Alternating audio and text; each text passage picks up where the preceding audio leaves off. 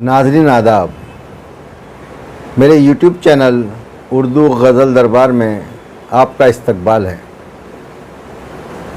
नए लफ्ज़ों के मानी मैंने डिस्क्रिप्शन में दे दिए हैं, तो गज़ल का मतला पेश है।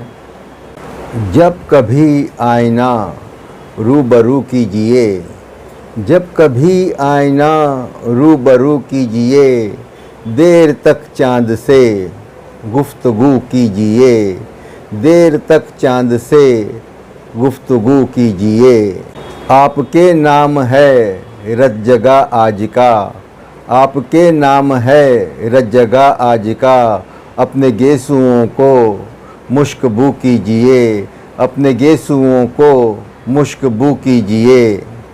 कीजिए इश्क तो कीजिए एहतराम, कीजिए इश्क तो कीजिए एहतराम, बात करने से पहले वज़ू कीजिए, बात करने से पहले वज़ू कीजिए।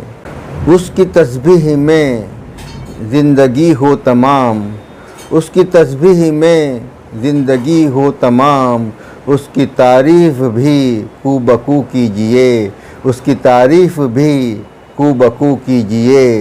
शेर कहना है तो जागिए रात भर, शेर कहना है तो जागिए रात भर, आंसुओं की लड़ी को लहू कीजिए, आंसुओं की लड़ी को लहू कीजिए। कीजिएगा न फारूक गीबत कभी, कीजिएगा न फारूक गीबत कभी, बात सच है अगर दू बदू कीजिए, बात सच है अगर दू बदू कीजिए।